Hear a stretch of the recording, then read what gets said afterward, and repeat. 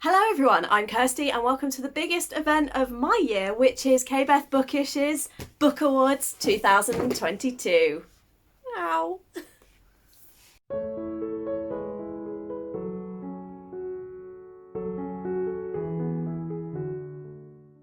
It is that time of year where I have a bunch of categories that I'm going to go through. I've got a bunch of books that I'm going to be talking about, and we're going to be giving out some very prestigious awards, aka me just giving a little clap because I don't have any actual awards. But we have a mixture of categories similar to what I did last year. Some of the categories have changed, some of them have gone completely. And this year, I'm going to start off by looking at things like the funniest book and the best book covers and my rantiest review, etc. And then we'll move on to the actual genre specific stuff. So looking at the best contemporary, best romance, best fantasy, yada yada yada. Finally going down to the Book of the Year Showdown, where I will be announcing this year's Book of the Year. Now please note it is only the 20th of December, there are still 11 days left, so there is a chance that I may yet find a different book that becomes my Book of the Year. If that is the case, I will insert a little clip just to say. However, if it doesn't change, then obviously the book that I decide today is going to be my Book of the Year. Without further ado, we're going to go straight into it with the rantiest review of 2022. I took this idea last year from Clumsy Charlotte and it was quite fun because I was quite salty in my reviews. I don't really have any super ranty ones. It did nearly become another Peter Pan retelling, which I did find quite amusing because last year it was a Peter Pan retelling, but I ended up going with Chosen Ones by Veronica Roth. I gave this 2.5 stars and I think I was quite generous in giving it that 0.5, but this is the review. For the majority of this book, I was bored. The pacing felt off, I didn't enjoy a lot of the mixed media content, and apart from Sloane and another character introduced halfway through, I did not care about any of the characters. The big bad had less than a big reveal, and within 6 pages, everything was resolved.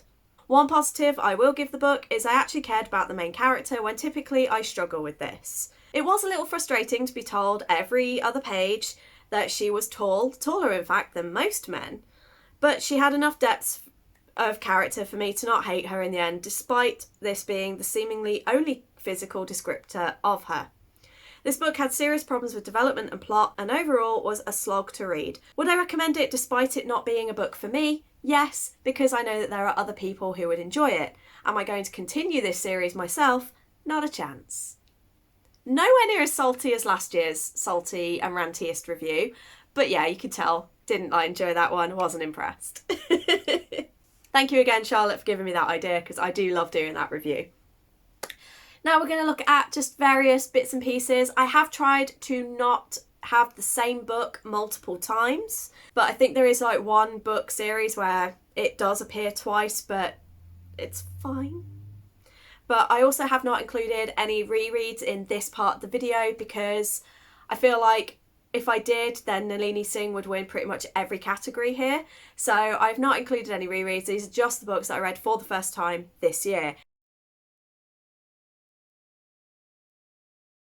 And we're kickstarting this with the funniest book of 2022, which is Anxious People by Frederick Backman. This was crazy, chaotic, and had a fantastic cast of characters. And I think every single character at some point had me giggling. And even though the book got a little bit more serious and less funny towards the end, it did just give me a lot of giggles and I did laugh the whole way through. And I did think it was a really good time and definitely one that I recommend. So Anxious People is the funniest book. Next is the book that gave me all the feels. For this I have chosen Enough by Kevin Dorman. This is a book written in verse and deals with mental health, it deals with family abandonment, it deals with suicidal thoughts, and it also then goes on to have a couple of bits about hope and strength. It made me cry because I felt seen by this book, and honestly, I just feel like this book gave me every kind of feel, good and bad, and yeah, definitely one that I will recommend for years to come. We then have the most unique book, which is another one that I got from Charlotte last year and I really enjoyed doing. And for this, I've gone with The Hen Who Dreamed She Could Fly. This is a Korean translated book, and it obviously is quite unique because the main character is a hen. So that's unique in and of itself. But some of the stories, some of the themes, and some of the things that happen in it were also very unique to the story. And I also felt that this was quite a unique book because at the end it actually has a set of activities and talking points that you can use if you're teaching this. And I feel like this is a really good book that can be used in schools to teach kids about compassion and love and things like that. And to teach that, you know, sometimes family dynamics aren't what you would expect, and that's okay. There are different kinds of family. And I definitely feel like this is a really beautiful story, and it is very unique, like I said, in the fact that the main character is a hen, but also in the fact that it actually has classroom activities and guiding points at the end of the book. This category is the most beautiful cover, and as always, I struggled to come up with an answer for this one because there are so many beautiful book covers out there. I did manage to narrow it down to two, and so I'm going to have a runner-up and a winner. The runner-up for this one is 16 Souls by Rosie Talbot. I just think that this is a very gorgeous cover. It has so many elements to it, and I like that it kind of makes nods to various things in the book. And so even now looking at it, I'm seeing bits that I didn't notice before. And I just think it's a really well designed cover, and I just love the sprayed edges with this one as well. And yeah, I just think it's really pretty. However, for me, the winning book is Midnight's Twins by Holly Race. I love the colours, I love the edging, I love the character design, I love the font. Everything about this cover screams beautiful to me, and I just think it's gorgeous. Blues and violets and navies are some of my favourite colours anyway, so that kind of helped, but I just think everything about this cover is stunning. So it makes sense that I would end up picking a book that's blue, violet, navy, silver, because it is my favourite. So Midnight's Twins, Holly Race, stunning book, stunning cover, just stunning. I did a video very recently with a breakdown of my favourite characters for the year, but there was one that was an absolute standout. I love him to pieces, and I think he's probably going to end up being one of my all-time ever favourite characters, and that is Kest Morrison from the Greatcoat series.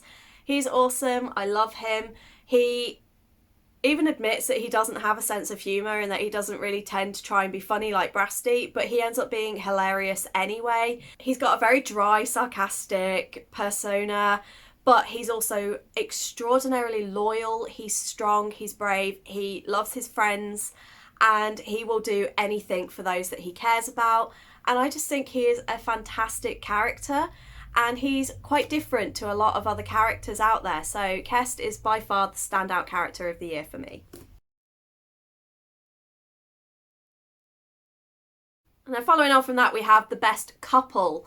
The crowning couple for the second year in a row is Oren and Slade from The Plated Prisoner. They are just absolute couple goals. They love one another, they support one another, they never ever make each other feel invalid, and they take turns in being the comforter, the protector, this, you know, they just are such a beautiful, perfect couple. And there is one scene in particular at the end of Glow that had me screaming for pure joy, because the rage that Slade goes through and the desperation that both of them go through to protect each other, it was beautiful and perfect. And Slade is the guy that every guy should model himself after, especially when dealing with someone who's gone through a lot of trauma in their past and needs a little bit more support. Beautiful couple, absolutely love them. Now we're moving on to the actual kind of like more categorical genres and more specific books. And I'm kickstarting this with, I have been a bit bad at reading book club books this year. I keep buying them and then not reading them. But Shah from Thoroughly Enjoyed Books introduced me to the 20-something book club, which is based in Leicester. And even though I'm not in Leicester, it's just been nice because they do some of their events online still, so I've been able to get involved. And I really, really enjoyed the Bromance Book Club. That was actually my favourite one. I didn't expect to want to read it. I didn't expect anything from it. And it ended up actually being a really great time. I had a lot of fun with it. It made me laugh. It got me a bit emotional. And I felt like it was actually a very real and honest portrayal of a romance and a man trying to save his marriage. I just thought it was a really solid read and I did thoroughly enjoy it. So yeah. We now have the best contemporary book of the year, and for me that was The Hate You Give by Angie Thomas. It's hard to describe this book because it just hit me in such a raw place and I didn't expect it to. But it's a very open look at what it's like to be a black teenager in America, and it talks about gangs, it talks about police brutality, it talks about guns and drugs and all sorts, and it's a very heavy, hard-hitting book, but I think this is a book that every person should read. It was a very powerful, very hard-hitting book, so absolutely best contemporary. But best graphic novel goes to Lore Olympus Volume 3. In this one, we get to see Hades and Persephone's relationship really start to flourish. We get some more drama, we get more angst, and it just became really good. And yeah, I'm just having a fantastic time with this one. And of all the graphic novels, this one just really stood out the most to me.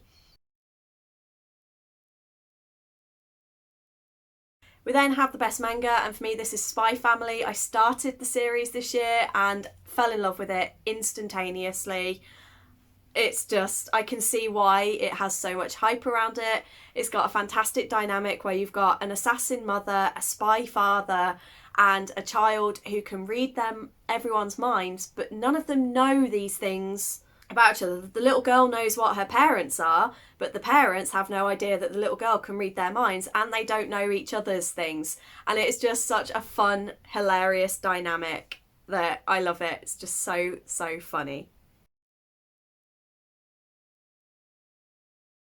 For this, I've gone with The Love Hypothesis. Now, probably a bit controversial on this one because I know this one's got a lot of love but a lot of hate as well, and I know a lot of people feel this book is just overhyped, but I thought it was a perfect romance read for me. There wasn't too much spice. I really liked the characters, I really liked the vibes, I love the grumpy sunshine trope, and I loved the way Adam just completely fell for Olive. And yeah, for me this was brilliant, and I am a woman who studied science, so this kind of had cozy feelings for me as well.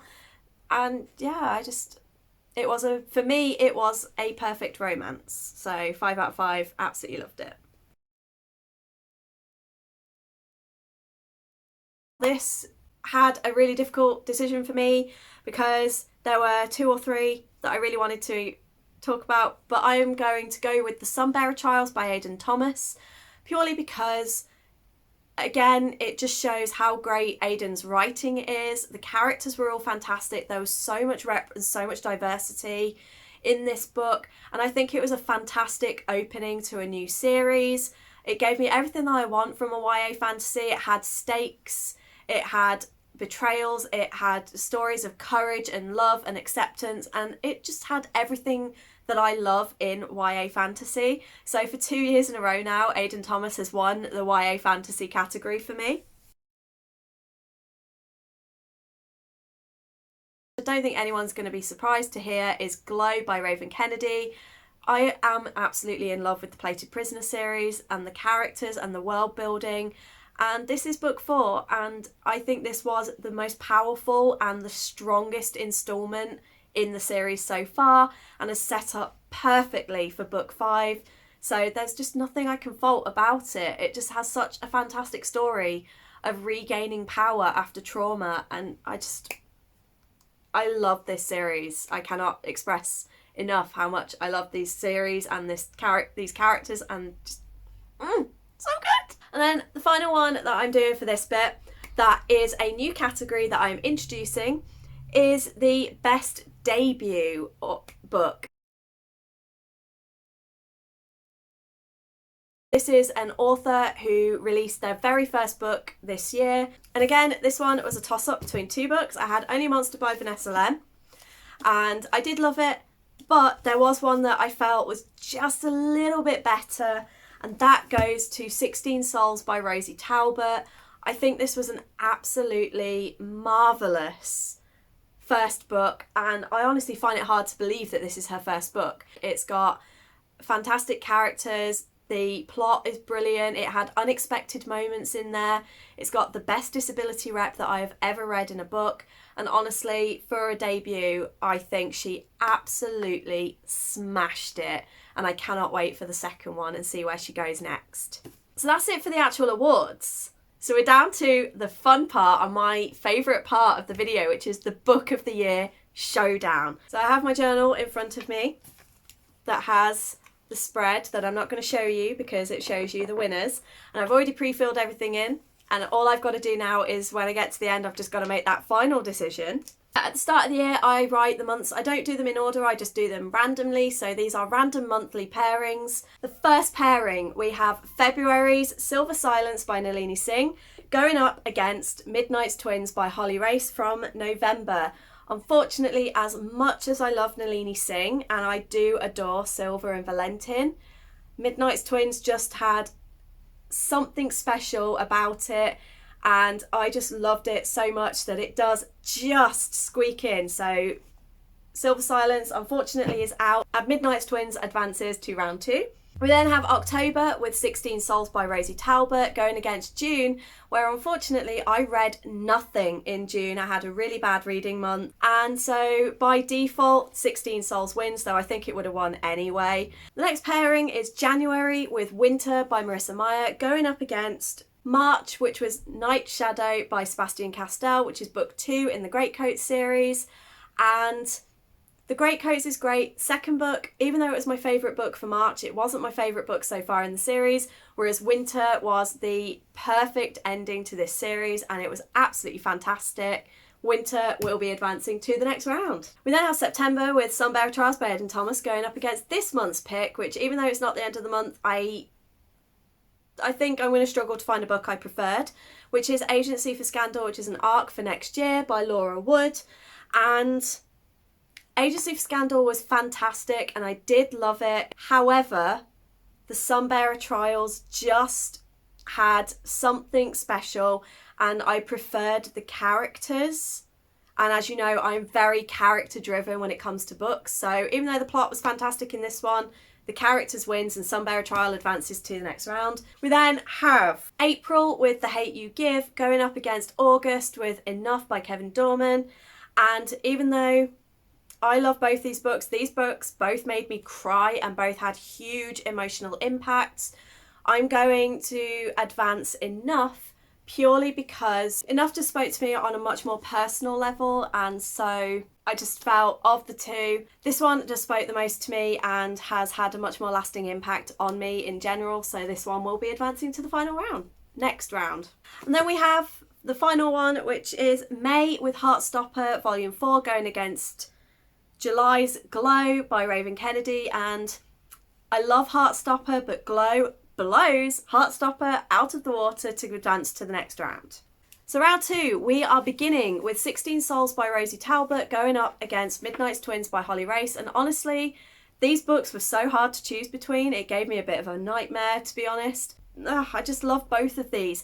However, I decided in the end that even though I did love Midnight's Twins, 16 Souls for me, with the disability rep and the trans rep and the plot itself, it just had a little bit more to it. So 16 Souls will be going through to the quarterfinals. Next up we have The Sunbearer Trials by Aidan Thomas going up against Winter by Marissa Meyer. Alas, this is where Aidan Thomas's reign of being incredible ends for me, because Winter, this book was just the perfect end to a series, and yeah. And then we have Enough by Kevin Dorman going up against Glow from Raven Kennedy, and I did love Enough. It's stuck with me. It's one that I will recommend forever and ever and ever. Unfortunately, based on the characters and the relationship, even though this one made me very emotional, I think I actually cried more reading Glow than I did at this one, and also Glow obviously is book 4 in the series, so again, as much as I absolutely adore this book, Glow is the one that will be going through to the next round. Round 3, and with this one it's going to be a little bit different because I will be pitting Winter off twice against books. So first up we will be having 16 Souls versus Winter, and even though Winter is the perfect ending to a series, 16 Souls is an even more perfect beginning to one, and so 16 Souls will be going through to the final. And then Winter going up against Glow. Again, book 4, fantastic, perfect ending, perfect continuation, but purely based on the emotional impact and the characters. Glow is the winner. Winter is unfortunately eliminated from the Book of the Year showdown, and so our grand finale is between Glow by Raven Kennedy and 16 Souls by Rosie Talbot. And this is where I now have to make the decision that I am just like, how am I supposed to make this decision? Let's break it down. So characters, I didn't connect very well to the characters in 16 Souls.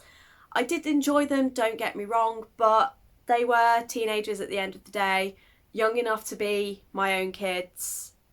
Oh my god, I'm old enough to have a 16-year-old kid. But anyway, you know, I liked it. I liked the characters, didn't love them.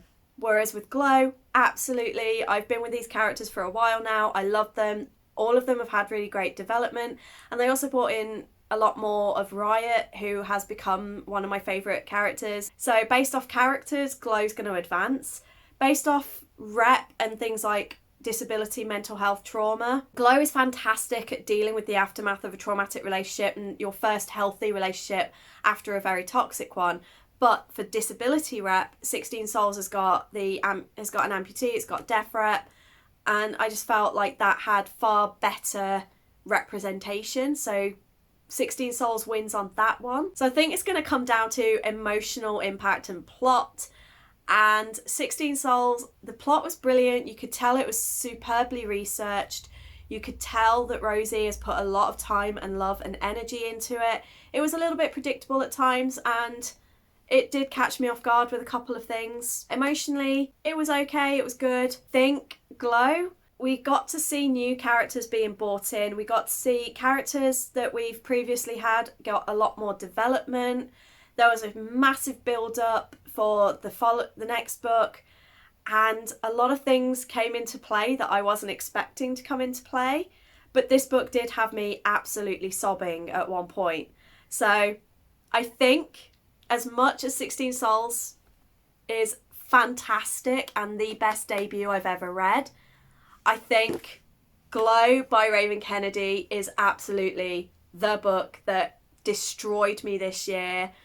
It has amazing characters, the plot was fantastic, every element was great, I enjoyed every single page. There was only one character who I kind of didn't really care much about, but Glow by Raven Kennedy is going to be my book of the year for 2022. Yay! Give it a round of applause. Let me know in the comments, have you done your own book of the year for 2022? Let me know what it is, and if you are yet to decide, then let me know what your kind of forerunners are. Thank you so much for all your support this year. Thank you for following along with my videos, whether you're here for the bullet journal content or the actual bookish content. I appreciate anything that you tune in to watch. I love everybody. I love you all. I love hearing from you. I love getting your comments. And yeah, here's to a fantastic 2022 in terms of reading, if not other things. And let's hope that the year of amazing reading continues on into 2023 and beyond. I hope your reading year has been fruitful. Thank you for being here for 2022. I hope you stick around for 2023. And until next time, bye.